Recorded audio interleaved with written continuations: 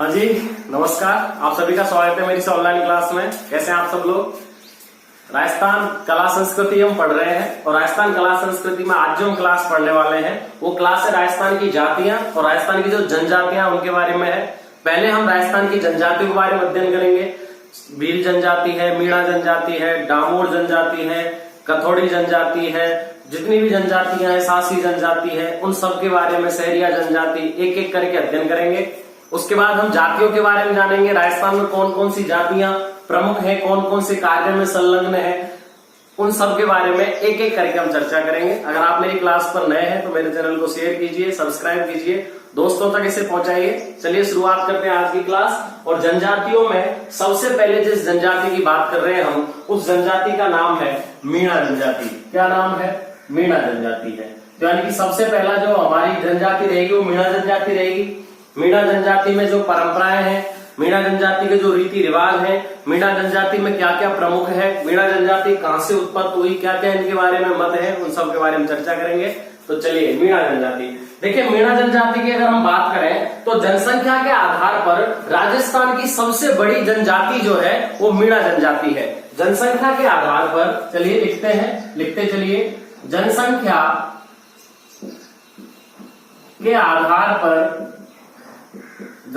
के आधार पर सबसे बड़ी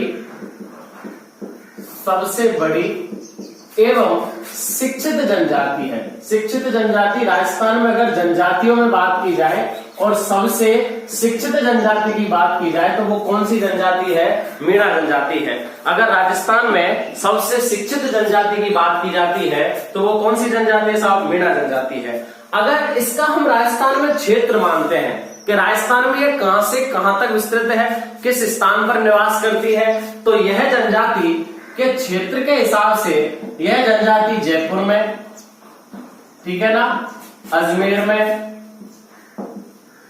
टोंक में, सवाई माधोपुर में, करौली में, इन क्षेत्रों में सर्वाधिक पाई जाती है। जयपुर है, अजमेर है, टोंक है, सवाई माधोपुर है, करौली है। करौली के साथ साथ जब आगे चलते हैं तो अपना भरतपुर पड़ता है, भरतपुर है, भरतपुर के आसपास अलवर भी है, ठीक है ना, अलवर है। और भरतपुर से आगे अगर हम जाते हैं तो यूपी में पड़ता है आगरा। यूपी में क्या पड़ता है? आगरा। इन स्थानों पर यह जनजाति सर्वाधिक निवास करती है।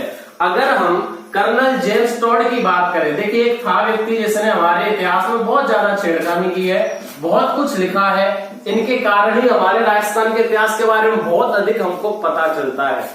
तो कर्नल जेम्स टॉड की बात करें तो कर्नल जेम्स टॉड ने मीणा जनजाति का जो निवास है वो कालाखो पर्वतमाला बताई है। कौन सी पर्वतमाला बताई है? कालाखो पर्वतमाला को इन्होंने मीणा जनजाति का निवास बताया है। चलिए साहब, ये पर्वतमाला कौन सी है? अजमेर से लेकर के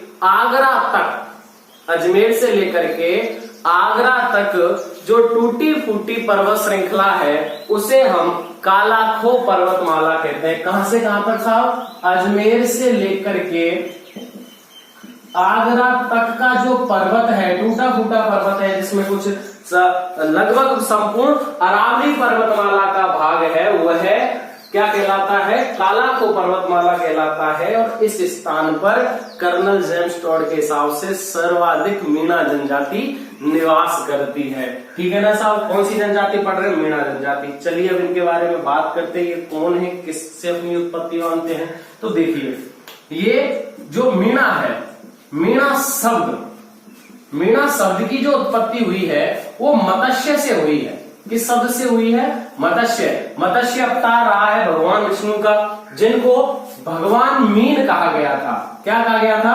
भगवान मीन कहा गया था। तो ये अपने आप को भगवान मीन का वंशज मानते हैं। कौन मानते हैं अपने आप को? भगवान मीन का वंशज मानते हैं। और मीणा शब्द की उत्पत्ति कौन से शब्द से हुई है? मत्स्य शब्द से हुई है। कौन से शब्द से हुई है? मत्स्य शब्द से हुई है। चलिए साहब, जिस तरीके से ये भगवान मीन को अपना वंशज, मतलब भगवान मीन का वंशज अपने आप को मानते हैं, उसी तरीके से इनका जो पवित्र ग्रंथ है इनका जो पवित्र ग्रंथ है वो मीन पुराण है।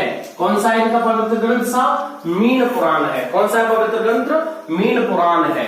अच्छा, मीणा जनजाति जो है, हमारी जो मीणा जनजाति है, जो राजस्थान में सबसे बड़ी और शिक्षित जनजातियों में आती है, इसको मुख्यतः दो वर्गों में बांटा गया है। एक जमींदार है, ठीक है ना भाई। देखिए कितने वर्ग हैं? दो वर्ग है। प्रमुख जो वर्ग है वो दो वर्ग है। पहला कौन सा है? जमींदार, और दूसरा कौन सा है? चौकीदार। दूसरा कौन सा है? चौकीदार। यानी कि ये दो वर्गों में अपने आप को विभक्त मानते हैं। एक तो है जमींदार और एक है चौकीदार, ठीक है ना साहब। अगर हम बात करें तो जमींदार अपने आप को उच्च वर्ग का मानते हैं और चौकीदार निम्न वर्ग के मानते हैं। जमींदार उच्च वर्ग का मानते हैं और चौकीदार निम्न वर्ग के मानते हैं, ठीक है ना साहब।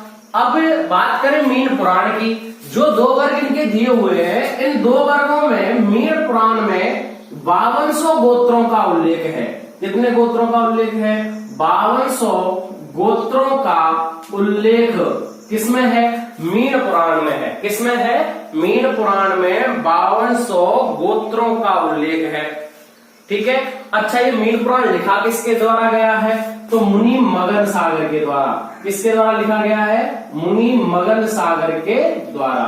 मुनि मगन सागर के द्वारा रचित जो मीन पुराण है वो मीणा जनजाति का पवित्र ग्रंथ माना जाता है, जिसमें मीणा जनजाति के 5200 गोत्रों का उल्लेख है। कितने गोत्रों का उल्लेख है?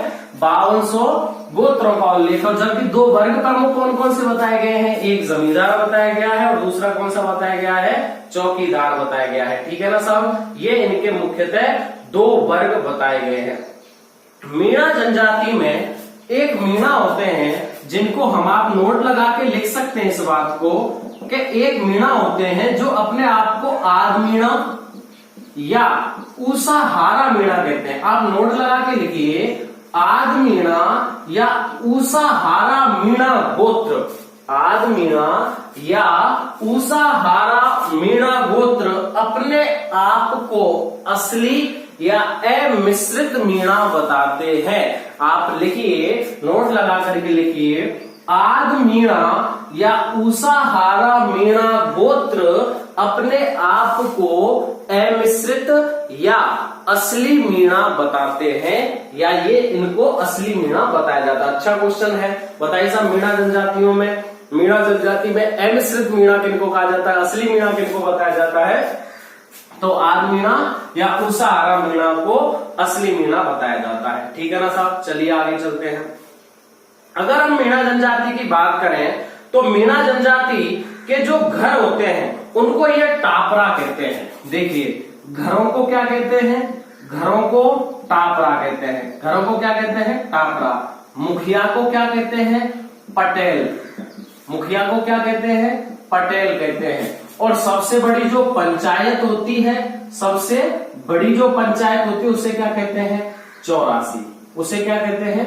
84। कौन सी जनजाति है? मीणा जनजाति। घरों को क्या कहते हैं? टापरा। मुखिया को क्या कहते हैं? पटेल। सबसे बड़ी पंचायत क्या कहलाती है? तो 84 कहलाती है। मीणा जनजाति ऐसी जनजाति है जो गोवर्धन पर, जो गोवर्धन त्योहार आता है दीपावली पे, उस गोवर्धन त्योहार पर शस्त्र का प्रयोग नहीं करते हैं। अच्छा क्वेश्चन है, ऐसी कौन सी जनजाति है जो गोवर्धन त्योहार पर,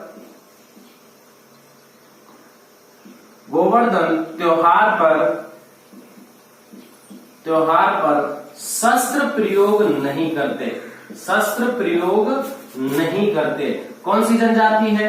मीणा जनजाति है जो गोवर्धन त्योहार पर शस्त्र का प्रयोग करना वर्जित है, नहीं करते हैं, शस्त्र का प्रयोग नहीं करते हैं। कौन सी जनजाति है? मीणा जनजाति है। मैं इसको मिटा देता हूं, आप इसका स्क्रीनशॉट ले सकते हैं, साथ साथ नोट्स बनाते चलिए। प्रमुख जो बात है वो हमको नोट्स बनाने पर अपना ध्यान देना है। आगे चलते हैं, अभी हमको मीणा जनजाति के बारे में बहुत कुछ पढ़ना है। चलिए साहब, तो मीणा जनजाति राजस्थान की सबसे बड़ी शिक्षित जनजाति है। मीणा जनजाति का निवास कर्नल जेम्स टॉड ने काली को पर्वतमाला बताया है। काली को पर्वतमाला में अजमेर, जयपुर, ठीक है ना, अजमेर आता है, जयपुर आता है, जयपुर के बाद दौसा आता है, सवाई माधोपुर आता है, करौली आता है, अलवर का हिस्सा आता है, भरतपुर का हिस्सा आता है, थोड़ा बहुत टोंक का हिस्सा आता है और उसके बाद ये सीधा का सीधा आगरा तक चली जाती है। तो ये कालाखो पर्वतमाला है, यहाँ पर मीणा जनजाति निवास करती है। तो मीणा जनजाति के घरों को टापरा कहते हैं, है ना। इनका जो मुखिया होता है वो पटेल कहलाता है। सबसे बड़ी जो पंचायत होती है वो 84 कहलाती है। कौन सी जनजाति? मीणा जनजाति। कौन सी जनजाति? मीणा जनजाति। चलिए आगे चलते हैं।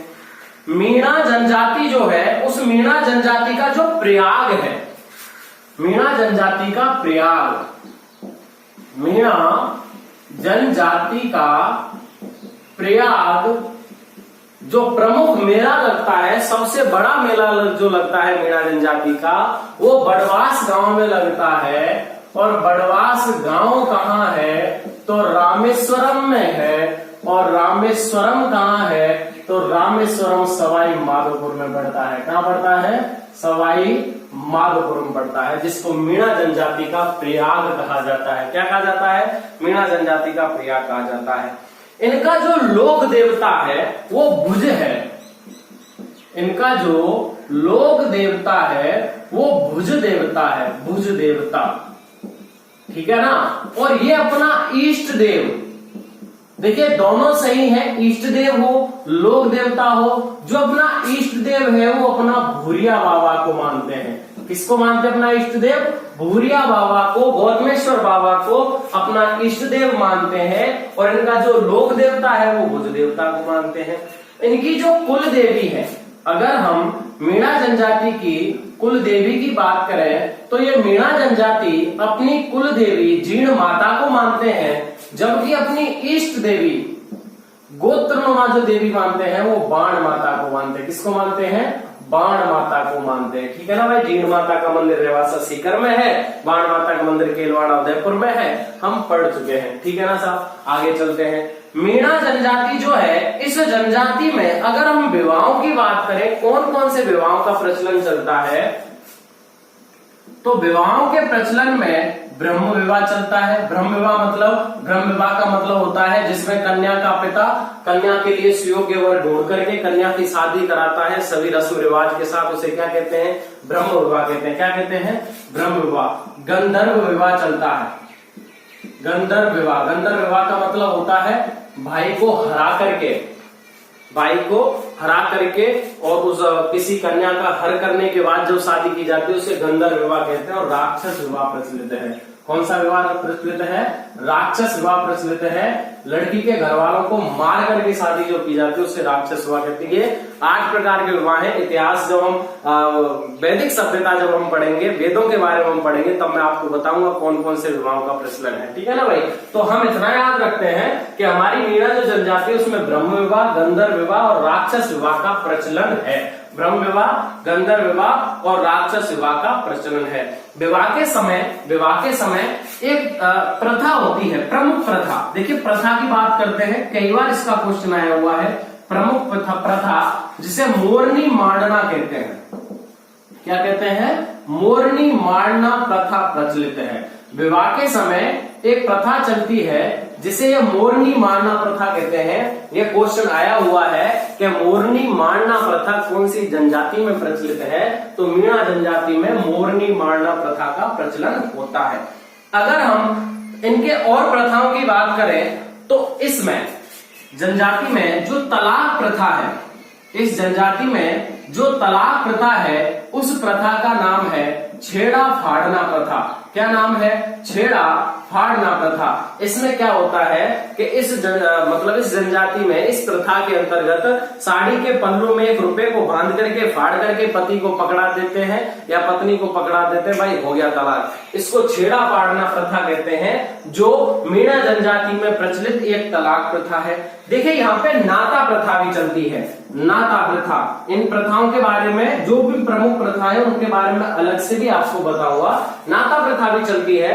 नाता प्रथा का मतलब होता है कि किसी दूसरे पुरुष के पास चले जाना, अपने पति के रहते हुए किसी दूसरे पुरुष के पास चले जाना नाता प्रथा कहलाती है। क्या कहलाती है?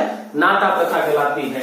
आटा साटा विवाह, आटा साटा विवाह, अदला बदली। अदला बदली मतलब अपनी बहन को एक दूसरे का जीजा बन जाना यार, आटा साटा विभाग, ठीक है ना भाई, एक दूसरे का जीजा बन जाना, आटा साटा विभाग, अदला बदली जिस विभाग को कहते हैं। तो ये प्रमुख प्रथाएं हैं, कौन सी जनजाति में प्रचलित है, मीणा जनजाति में प्रथाएं पाई जाती हैं। नाता प्रथा में क्या क्या होता है इसके बारे में आपको जब हम प्रथाएं पढ़ेंगे जनजाति तो उसमें और अच्छे ढंग से मैं आपको बता दूंगा। आप इतना रखिए, नाता प्रथा का मतलब समझिए कि जब पति खुद का पति हो, कोई स्त्री अपने पति को छोड़ करके दूसरे पुरुष के साथ रहने लग जाती है, उसे नाता प्रथा कहते हैं, जिसमें जो नया जो पति है उसको पुराने को रस्म चुकानी पड़ती है, सॉरी धन चुकाना पड़ता है, खर्च व्यय देना पड़ता है, उसका मतलब रकम देता है, उसे वो हम नाता प्रथा के नाम से जानते हैं, ठीक है ना भाई। इसके बारे में और आगे करते हैं, बातचीत करेंगे इसके बारे में। चलिए साहब, कुछ मीणा है जो अलग अलग क्षेत्र में पाए जाते हैं। पूछा जाता है साहब ये मीणा कहाँ पाए जाते हैं, ये मीणा कहाँ पाए जाते हैं, तो चलिए पहले हम चौथिया मीणा की बात कर लेते हैं। देखिए चौथिया मीणा जो गोत्र है या ये जो चौथिया जो मीणा है वो मारवाड़ में पाए जाते हैं। कहाँ पाए जाते हैं, मारवाड़ में पाए जाते हैं। देखिए हम बात करते हैं रावत मीणाओं के बारे में। देखिए रावत जो मीणा है वो अजमेर में पाए जाते हैं, रावत जो मीणा है वो कहाँ पाए जाते हैं, अजमेर में पाए जाते हैं। चौथे मीणा कहाँ पाए जाते हैं, मारवाड़ में पाए जाते हैं।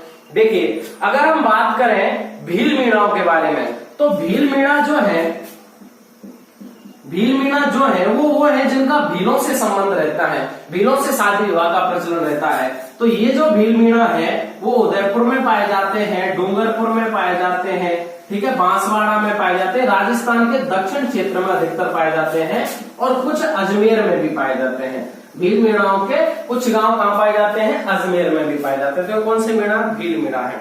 देखिए हम बात करते हैं डेढ़िया मीणाओं के बारे में। कौन से मीणा है, डेढ़िया मीणा, ढेड़िया मीणा, ढेड़िया मीणा।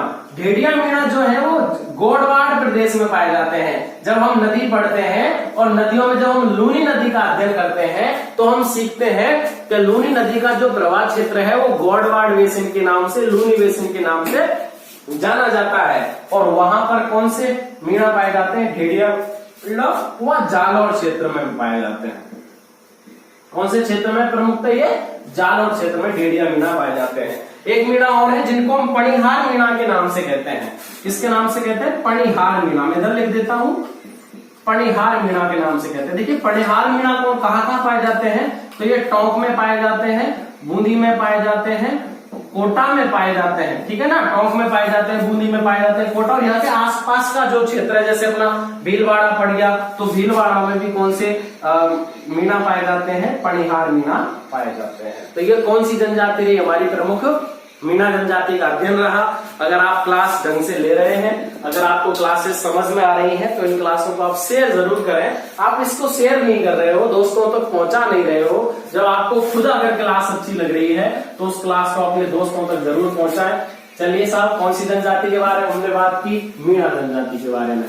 एक एक चीज को समझते जाइए, साथ में आप नोट्स बनाते चलिए, लिखते चलिए, जिससे अपना जो टॉपिक है वो एकदम क्लियर हो जाए और हम अपनी क्लासों को अच्छे ढंग से समझ सकें, ठीक है ना।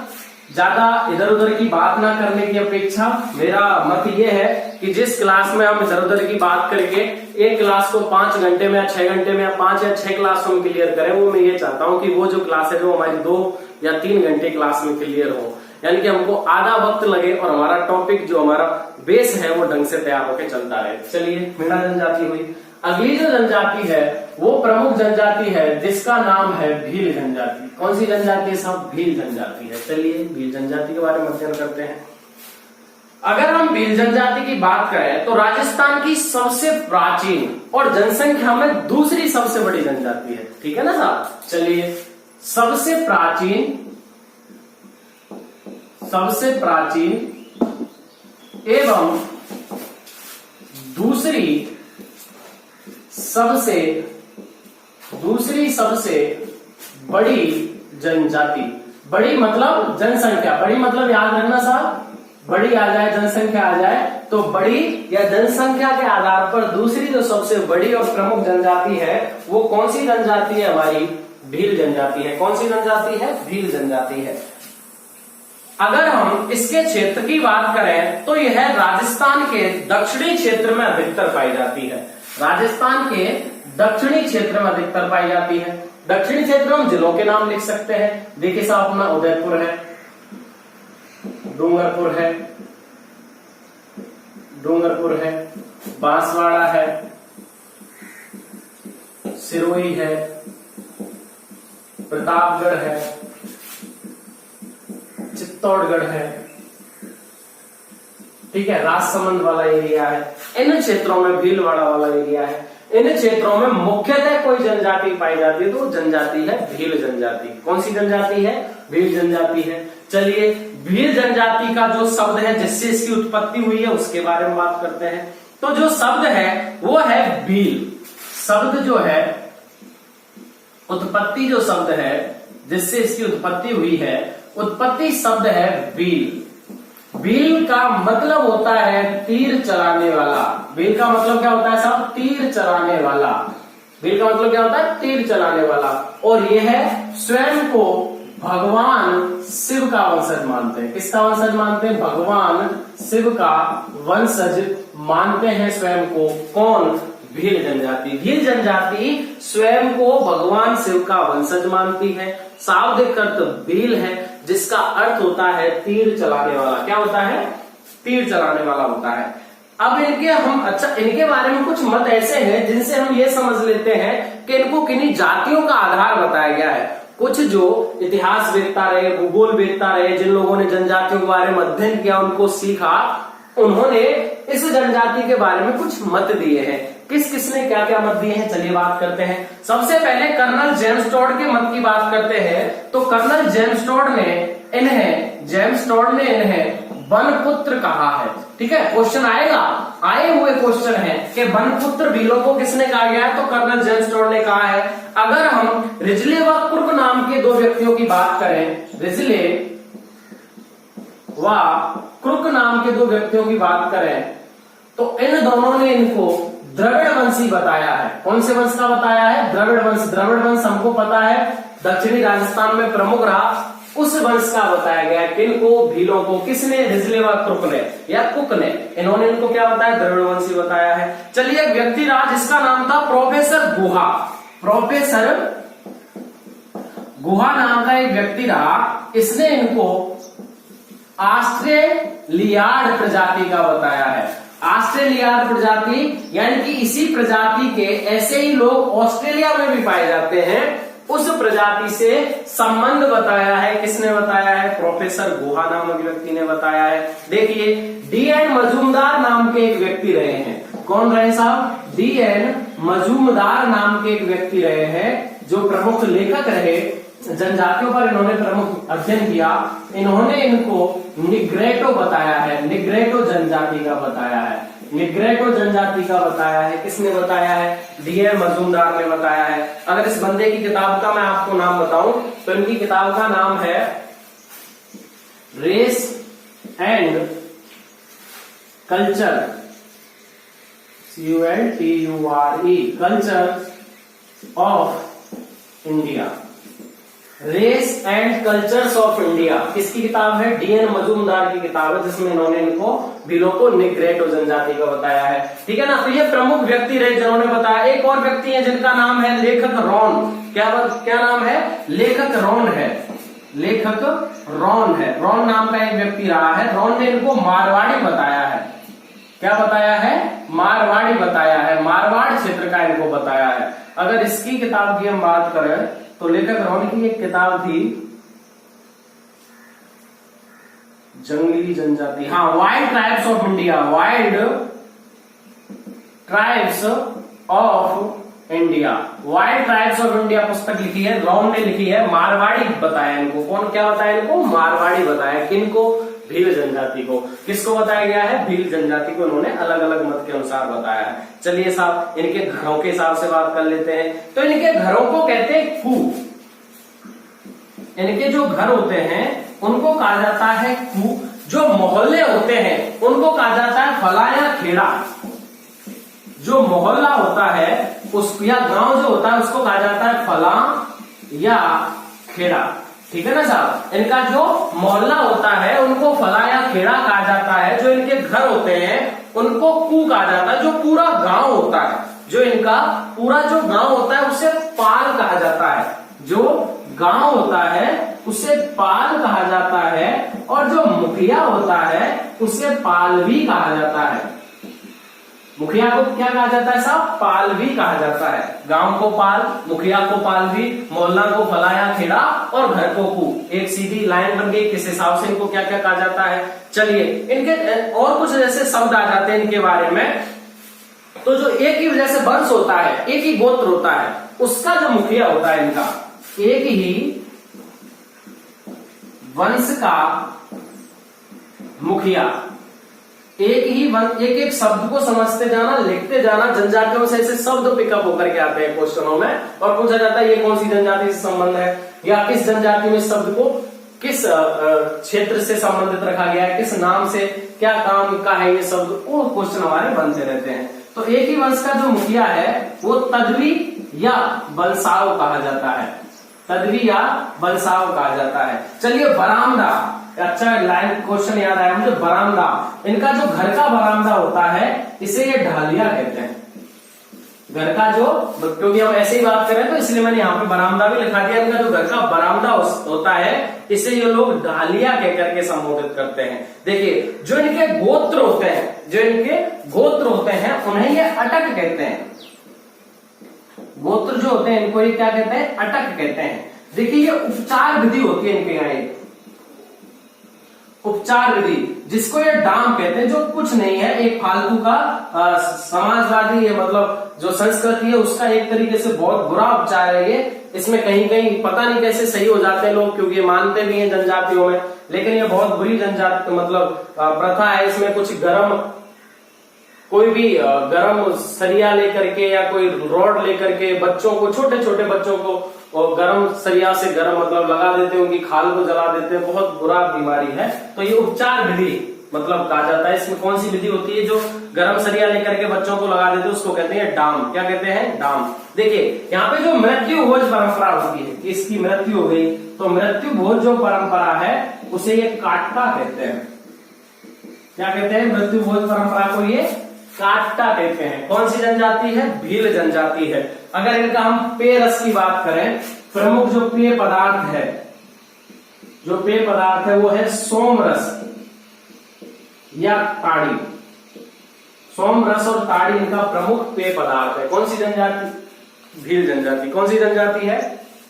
भील। अभी और बहुत कुछ अध्ययन करना है इसके बारे में, लिखते चलिए साथ साथ। तो सबसे प्राचीन और सबसे दूसरी जो सबसे बड़ी जनजाति है वो कौन सी जनजाति है? हमारे यहाँ भील जनजाति है। कौन कौन से क्षेत्र में? तो दक्षिणी राजस्थान में यह जनजाति पाई जाती है। कर्नल जेम्स टोड ने इनको क्या बताया? बनपुत्र कहा। रिजली और क्रुक ने द्रविड़ वंश का बताया।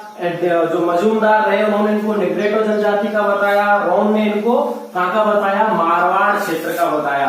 रोन ने कहाँ का बताया? मारवाड़ क्षेत्र का। घरों को कू, मोहल्ला को फलाया खेड़ा, गांव को पाल, मुखिया को पाल भी कहते हैं। चलिए आगे चलते हैं। देखिए वस्त्रों के आधार पर इनको दो गोत्रों में बांटा गया है।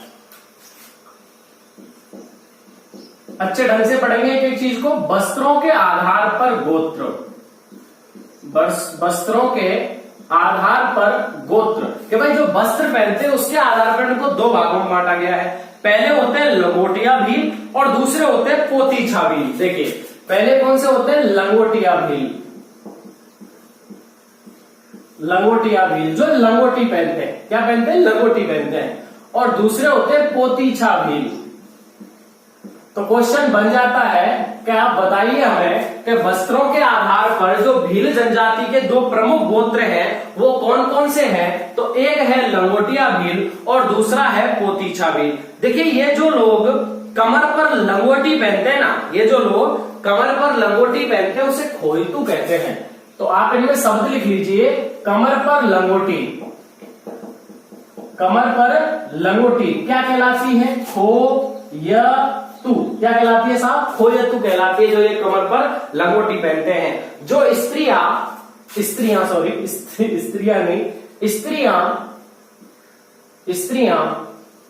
कमर से नीचे तथा घुटनों से ऊपर का घाघरा क्या कहलाता है? कछाबू कहलाता है। जो स्त्रियां कमर से नीचे और घुटनों से ऊपर तक का जो घाघरा पहनती हैं उसे कछाबू कहते हैं। जो बच्चियां जो हमारे स्कूलों में जाती हैं वो जो पहनती हैं उसको ये लोग क्या कहते हैं? कछाबू कहते हैं। क्या कहते हैं? कछाबू। तो स्त्रियां कमर से नीचे तथा घुटनों से ऊपर तक का जो घाघरा पहनती हैं उसे ये कछाबू कहते हैं। चलिए अब बात करते हैं पोतीचा भील कौन कौन से होते हैं। तो पोतीचा भील वो होते हैं जो कमर पर अंगोछा पहनते हैं। ये तो लंगोटिया भीलों वाली बात हुई। पोतीचा भील कौन से होते हैं? जो कमर पर अंगोछा पहनते हैं। कमर पर अंगोछा, और कमर पर अंगोछा जो पहनते हैं उसे कहते हैं फालू। क्या कहते हैं? फालू। देखिए 3 शब्द हो गए। कमर पर लंगोटी बांधना खोइतू कहलाता है। कमर पर अंगोछा एक गोछा सा बांध लेते हैं उसे फालू कहते हैं। और स्त्रियां कमर से नीचे और घुटनों से ऊपर तक का जो घाघरा पहनते हैं उसे क्या कहते हैं? कछाबू कहते हैं। क्या कहते हैं साहब? कछाबू। अगर और मैं आपको बता दूं तो ये जो तंग धोती पहनते ना, तंग धोती जो पुरुष पहनते हैं, पुरुष तंग धोती जो पुरुष पहनते हैं उसे डेपाड़ा कहते हैं। क्या कहते हैं? उसे डेपाड़ा। जो तंग धोती होती है भीलों की जिसे पुरुष पहनते हैं उसे क्या कहते हैं? डेपाड़ा कहते हैं। क्या कहते हैं? डेपाड़ा। सिर पर बांधने वाली पगड़ी, सिर पर पगड़ी पोत्या कहलाती है। सिर पर पगड़ी क्या कहलाती है? पोत्या। एक एक शब्द को समझिए।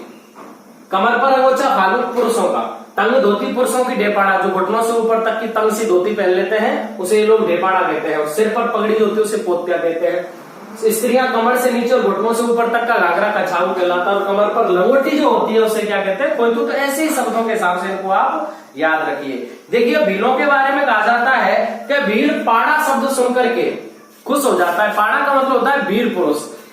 पाड़ा, पाड़ा का मतलब होता है वीर पुरुष, ठीक है ना। तो भील खुश हो जाता है, भील खुश हो जाता है। पाड़ा शब्द सुनकर के भील खुश हो जाता है। लेकिन कांडी सुन ले, कांडी का मतलब होता है तीर चलाने वाला। कांडी का मतलब होता है तीर चलाने वाला। और इसको सुनकर के ये नाराज हो जाता है। भाई साहब क्या हो जाता है? नाराज हो जाता है, गुस्सा आ जाता है, क्रोधित हो जाता है। इसको ये गाली मानते हैं कांडी को। देखिए भील जनजाति में मैं फिलहाल अभी रह रहा हूँ। मेरे आसपास जहां मैं हूँ, जहां पे मेरी पोस्टिंग है वहां पे मुझे भील, गमेती, काल लीलिया और ये जनजाति देखने को मिलती है। पोस्टिंग से पहले 3 साल कम से कम काम किया। 3 साल से अधिक माधोपुर में, सवाई माधोपुर में। तो वहां मीणा जनजाति के बीच में रहा। दोनों ही जनजातियों का अलग अलग रीति रिवाज है, अलग अलग कुछ रस्में हैं, अलग अलग उनके बारे में सीखने को और जानने को मिलता है। और जब हम किसी के बारे में जानते हैं, उसको सीखना चाहते हैं, तो हमको उनके जैसे व्यवहार को मालूम करना पड़ता है, समझना पड़ता है कि ये जनजाति ऐसी है। जैसे मान लीजिए, जैसे हम किसी जनजाति से नहीं मिले हैं, लेकिन हम जब बुक्स को पढ़ते हैं, कुछ भी चीज सीखते हैं, तो सबसे पहले हम उसका एक चित्र धारण कर लेते हैं अपने दिमाग में। जैसे ही भील वाली, जैसे ही कोई जनजाति वाली बात आएगी तो हमको वो चित्र याद आ जाएगी, ये भील होते हैं। मीणा वाली बात आएगी तो हमको मीणा याद आ जाएंगे, मीणा ऐसे होते हैं। तो इस तरीके से हम जिस चीज को सीखने की कोशिश करते हैं तो हमारे माइंड में बड़े अच्छे ढंग से जाती है, क्योंकि हम व्यवहारिक हो जाते हैं उन जनजातियों के प्रति, उन जातियों के प्रति व्यवहारिक हो जाते हैं। हमको अपने क्षेत्र के बारे में सीखना होता है, तो हमको वो चीज जो हम याद कर रहे हैं वो हमारे स्थिर याद हो जाती है, स्थिर हमारे समझ में आ जाती है। तो ये भील जनजातियों के प्रमुख कुछ शब्द हैं जो मैंने आपको बताए। चलिए अगला चलते हैं। बांसवाड़ा में जो ये जनजाति है, देखिए क्वेश्चन बन जाता है। हमने रावत मीणा पढ़े थे, अजमेर में पाए जाते हैं, ठीक है ना भाई। लेकिन बांसवाड़ा में भील जो मुखिया होते हैं, बांसवाड़ा में जो भील मुखिया होते हैं उसे रावत कहा जाता है। बांसवाड़ा में जो भील मुखिया होता है उसे क्या कहा जाता है? रावत कहा जाता है। और ये गांव का मुखिया होता है, याद रखना, गांव का मुखिया, गांव का मुखिया क्या कहलाता है? बांसवाड़ा में रावत कहलाता है। हमने रावत शब्द एक जगह और पढ़ा था, रावत मीणाओं के बारे में अध्ययन किया था, अजमेर में पाए जाते हैं। लेकिन भील जो बांसवाड़ा में पाए जाते हैं, वहां जो पूरे गांव का मुखिया होता है उसे क्या कहते हैं? रावत कहते हैं। और यहीं पर जो सबसे बुजुर्ग व्यक्ति होता है, बांसवाड़ा की बात हम कर रहे हैं, सबसे बुजुर्ग जो व्यक्ति होता है, सबसे बुजुर्ग जो व्यक्ति होता है उसे डाहल कहते हैं। क्या कहते हैं साहब? डाहल कहते हैं। तो पूछा जाएगा, बताइए साहब डाहल किसको कहते हैं? तो भील जनजाति में जो सबसे बुजुर्ग व्यक्ति होते हैं उनको डाहल नाम से जाना जाता है। किस नाम से जाना जाता है? डाहल नाम से। आगे चलते हैं। देखिए केसरिया नाथ जी का और ऋषभदेव जी के बारे में हमने अध्ययन किया। केसरिया नाथ जी, इनको काला नाथ जी भी कहा जाता है। केसरिया नाथ जी या ऋषभदेव जी की ये कभी भी झूठी कसम नहीं खाते हैं। कौन नहीं खाते हैं? भील जनजाति। पूछा जाता है, भील जनजाति का प्रमुख क्वेश्चन है कि किसकी चढ़ी हुई केसर का पानी पीकर, किसकी चढ़ी हुई केसर का पानी पीकर, तो केसर कौन? केसरिया नाथ। केसरिया नाथ कौन है? ऋषभदेव जी हैं। तो केसरिया नाथ जी या ऋषभदेव जी की चढ़ी केसर का पानी पीकर भील जनजाति कभी झूठ नहीं बोलती। ठीक है ना भाई? जैसे अपने यहाँ गंगाजली चलता है ना, गंगाजल उठा ले, गंगाजल की कसम खा, हमारी तरफ चलता है। हमारा जो क्षेत्र है ब्रज क्षेत्र, उसमें गंगाजली को प्रमुख महत्व दिया जाता है। तो यहाँ पर भील जनजाति में केसरिया नाथ जी या ऋषभदेव जी के चढ़ी हुई जो केसर होती है उसका पानी पीकर ये लोग झूठ नहीं बोलते। तो लिखिए केसरिया नाथ जी, केसरिया नाथ जी या ऋषभदेव जी पर चढ़ी केसर का पानी पीकर कभी झूठ नहीं बोलते। पूरी लाइन लिख लीजिए, पूरी लाइन मैंने आपको लिखा है, कभी भी झूठ नहीं बोलते या झूठी कसम नहीं खाते। एक ही बात है। कौन सी जनजाति है? भील जनजाति है। कौन सी जनजाति है? भील। देखिए भीलों में भी कुछ जो शब्द हैं उनका और हम उल्लेख कर लेते हैं। भीलों में जो मतलब व्यक्ति सैनिक के किसी घोड़े को मार देता है, जो व्यक्ति सैनिक के किसी घोड़े को मार देता है उसे पाखरिया कहते हैं। सैनिक के घोड़े को मारने वाला। देखिए मैंने ये शब्द जो है ना इसीलिए इधर रखे कि मैं एक एक शब्द का आपको अध्ययन कराऊंगा। तो घोड़े को मारने वाला जो व्यक्ति होता है उसे ये पाखरिया कहते हैं। क्या कहते हैं? पाखरिया। जो व्यक्ति आपको मार्ग दिखाता है, जो यात्री कहीं जा रहे हैं उनको जो मार्गदर्शक जो होता है यात्रियों का, उसे ये बोलना कहते हैं। यात्रियों का जो मार्गदर्शक होता है उसे भील जनजाति बोलना कहती है। क्या कहती है उसे? भील जनजाति बोलना कहती है। क्या कहती है भील जनजाति? उसे बोलना नाम से जानती है। देखिए भीलों का रणघोष आया हुआ क्वेश्चन है। भीलों का रणघोष, भीलों का रणघोष जो है, जो ये जब युद्ध करते हैं या लड़ाई लड़ते हैं किसी से या किसी दूसरी जाति से, इनका कोई युद्ध होता है, जब ये अपनी जाति को इकट्ठा करते हैं, अपने गांव को, अपने गोत्र को इकट्ठा करते हैं, तो ये फायरे फायरे कहते हैं। इनका जो रणघोष है वो क्या है साहब? फायरे फायरे है। कौन सी जनजाति रही? भील जनजाति। चलिए हमने इनके लोक देवताओं के बारे में अध्ययन नहीं किया है। कौन कौन से इनके लोक देवता हैं या किसके बारे में ये प्रमुख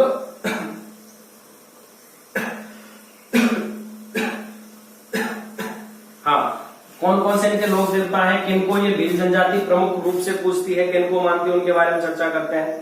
देखिए अगर हम भील जनजाति की बात करें तो भील जनजाति जो प्रमुख लोक देवता या प्रमुख व्यक्ति जो मानती है तो वो अपने ही व्यक्तियों को मानती है, जिनको ये बुजुर्ग समाधि कहते हैं। क्या कहते हैं? समाधि। जो इनके परिवार में लोगों की जो समाधियां होती हैं उन समाधियों को ये चीरा बावसी या सिरा चौकली के नाम से जानते हैं। चीरा बावसी या सिरा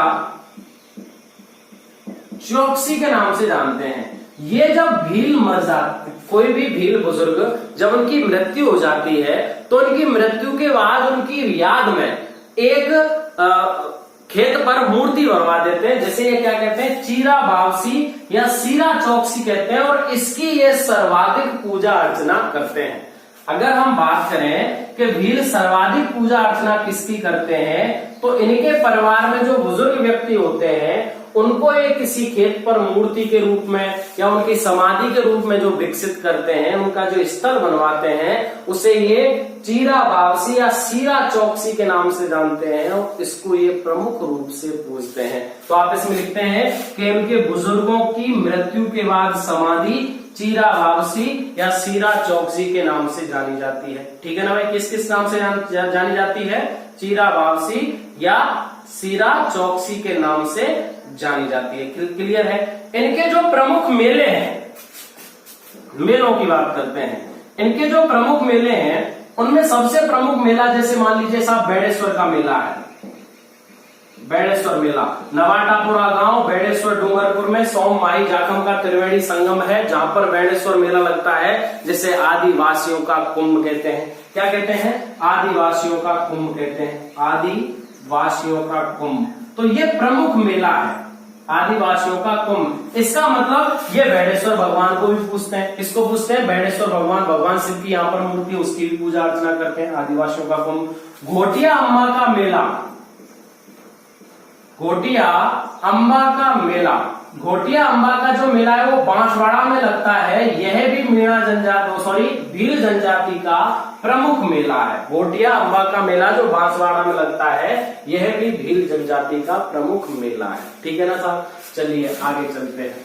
अभी भील जनजाति के बारे में और कुछ है, अधिक से अधिक हम किसी जनजाति के बारे में सीखेंगे, उसका अध्ययन करेंगे, समझेंगे उसको। तो कपड़ों के आधार पर दो बता दिए हमने, दो प्रकार से देखे इनको। ठीक है ना भाई? पोतीछा भील होते हैं, कोयतू भील होते हैं, इनके बारे में हमने अध्ययन किया, जो इनके कपड़ों के आधार पर इनका वर्गीकरण किया गया है। चलिए साहब भीलों को आगे पढ़ते हैं। भीलों में अब हम बात करते हैं कि जो शादियां होती हैं वो किस रस्म से होती हैं और किस तरीके से होती हैं। चलिए सबसे पहले वैवाहिक देवी, भीलों की जो वैवाहिक देवी है उनका नाम है भराड़ी देवी। क्या नाम है? भराड़ी देवी। यानी कि भील जनजाति की वैवाहिक देवी कौन सी है? तो भराड़ी देवी है। कौन सी देवी है? भराड़ी देवी है। अब जब भील शादी करते हैं, जब विवाह करते हैं, तो कौन कौन सी परंपराएं चलती हैं भीलों में, इन परंपराओं के बारे में अध्ययन कर लेते हैं। सबसे पहली परंपरा है हाथी वेड़ो परंपरा। हाथी वेड़ो परंपरा।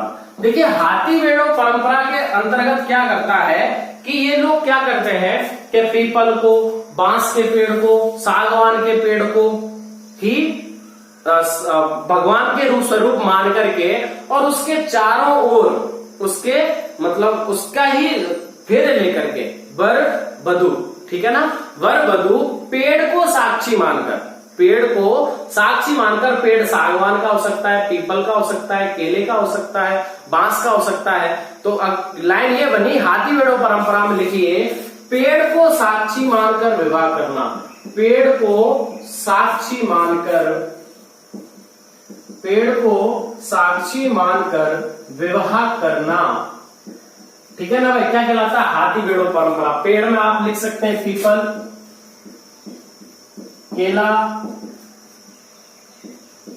केला का पेड़, ठीक है ना, पीपल, केला, सागवान,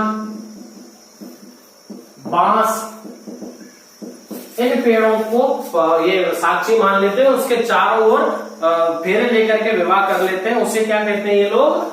हाथी वेड़ो परंपरा कहते हैं। इसमें आप याद रखना वर को हरज कहते हैं, ठीक है ना, जो दूल्हा होता है, दूल्हा, उसको कहते हैं हरज या वर, और दुल्हन को कहते हैं लाड़ी, दुल्हन को क्या कहते हैं? लाड़ी। ठीक है ना? तो दुल्हन को लाड़ी कहते हैं और दूल्हा को हरस या वर कहते हैं, हरस या वर कहते हैं। देखिए विवाह के अवसर पर, विवाह के अवसर पर जो लाल रंग की ये साड़ी पहनते हैं उसे सिंदूरी कहते हैं, पीले रंग की जो साड़ी पहनते हैं उसे पीरिया कहते हैं। लिखते जाइए, एक एक चीज बहुत इंपॉर्टेंट है, एक एक चीज का क्वेश्चन कभी भी बन सकता है। तो लिखिए शादी के अवसर पर, यानी कि शादी चल रही है, विवाह की बात हो रही है, तो वैवाहिक अवसर पर लाल रंग की साड़ी, लाल रंग की साड़ी क्या कहलाती है? सिंदूरी। पीले रंग की साड़ी क्या कहलाती है? पीरिया। पीले रंग की साड़ी क्या कहलाती है साहब? पीरिया कहलाती है। कौन सी जनजाति? भील जनजाति। लाल रंग की साड़ी सिंदूरी कहते हैं, पीले रंग की साड़ी को क्या कहते हैं?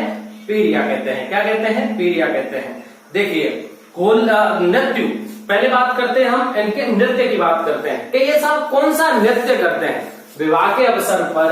जब इस जनजाति में विवाह होता है, उस विवाह के अवसर पर ये कौन सा नृत्य करते हैं? तो वो नृत्य है हाथी मना नृत्य।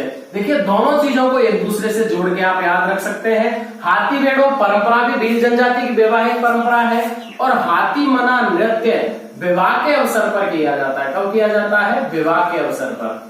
कौन सी जनजाति में किया जाता है? भील जनजाति में। चलिए नृत्यों से याद आया, इनके और नृत्यों की बात कर लेते हैं, कब कब कौन कौन सा नृत्य करते हैं। ठीक है ना भाई?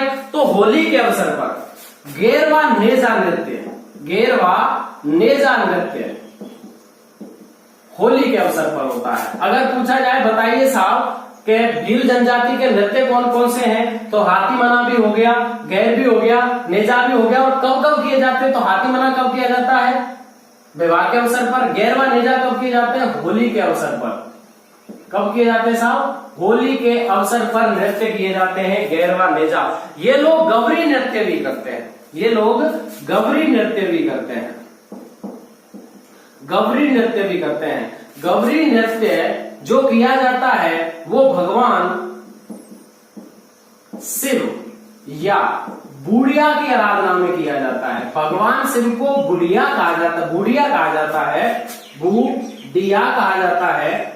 बुढ़िया की आराधना में शिव या भगवान बुढ़िया की आराधना में ये नृत्य करते हैं। इसे क्या कहते हैं? गौरी नृत्य कहते हैं। क्या कहते हैं? गौरी नृत्य कहते हैं। गौरी प्रमुख लोक नाट्य है, राजस्थान का लोक नाट्यों का मेरू नाट्य गौरी लोक नाट्य है। इस नृत्य में जो नाट्य कला प्रस्तुत की जाती है उसे ही गौरी लोक नाट्य कहा जाता है। और इसमें जो नृत्य होता है उसे गौरी नृत्य कहते हैं। कौन सी जनजाति करती है? भील जनजाति। नृत्य के बारे में आपको बताऊंगा। रक्षाबंधन के समय 40 दिन तक चलने वाला ये नृत्य है। किस तरीके से किया जाता है, किसको भस्मासुर बनाया गया है, किसको शिव भगवान बनाया गया है, किसको पार्वती बनाया गया है, कौन कथा कहता है, कौन डांस करता है, कौन सुनता है, नृत्यों में हम इसका अध्ययन करेंगे। तो आप रखिए, याद रखिए, भील जनजाति के नृत्य गौरी, गैर, नेजा, हाथी मना विवाह पर, गैर व नेजा होली पर, और गौरी भगवान शिव या बुढ़िया की आराधना में किया गया नृत्य है। ठीक है ना साहब? आगे चलते हैं।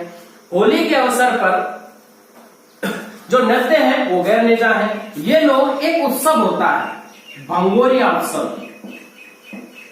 भंगोरिया उत्सव में यह जनजाति, भंगोरिया उत्सव में यह जनजाति अपना जीवन साथी चुनते हैं, अपना जीवन साथी चुनते। पूछा हुआ क्वेश्चन है साहब, बताइए कौन सा ऐसा उत्सव है जिस उत्सव में भील जनजाति अपना जीवन साथी चुनती है? तो वो कौन सा उत्सव है? भंगोरिया उत्सव है। कौन सा उत्सव है? भंगोरिया उत्सव है। ठीक है ना? देखिए, अगर ये तो नृत्यों की बात हो गई, अब हम इनके गीतों के बारे में बात कर लेते हैं। कौन कौन से गीत इसमें गाए जाते हैं, इनके जो लोकगीत है वो कौन कौन से हैं? लोकगीतों की बात कर लेते हैं। लोकगीतों में हमसीड़ो जो गीत है वह भील जनजाति का प्रमुख गीत है। और यह कब कौन कौन गाते हैं? तो स्त्री व पुरुष दोनों मिलकर के गाते हैं। स्त्री व पुरुष दोनों मिलकर के जिस गीत को गाते हैं वीरों, वो हमसीड़ो कहा जाता है। और जिसे केवल स्त्रियां गाती हैं वह गीत सोबटिया गीत कहलाता है। वह गीत क्या कहलाता है? सोबटिया। नृत्य हो गए, गीत हो गए, उत्सव हो गया, वैवाहिक कार्यक्रम जो किस तरीके से होता है ये भी कौन सी जनजाति का रहा? भील जनजाति का। कौन सी जनजाति का रहा साहब? भील जनजाति का है। यह राजस्थान की सबसे प्राचीन जनजाति है। राजस्थान में जनसंख्या के आधार पर दूसरी सबसे बड़ी जनजाति है। तो हमने दो जनजातियों के बारे में अध्ययन किया, जिसमें एक जनजाति थी, कौन सी जनजाति थी? हमारी प्रमुख मीणा जनजाति थी। और दूसरी जो प्रमुख जनजाति रही वो कौन सी जनजाति रही? भील जनजाति रही। ठीक है, आज की जो क्लास रही वो हमारी इन दो जनजातियों को लेकर के है। अगली क्लास हमारी राजस्थान की जो अन्य जनजातियां हैं उनको लेकर के रहेगी। ऐसे ही साथ देते रहिए, क्लास को शेयर करते रहिए, अपने दोस्तों तक इसे पहुंचाते रहिए। बहुत बहुत धन्यवाद मेरी क्लास देखने के लिए। Thank you so much everyone. Please share this.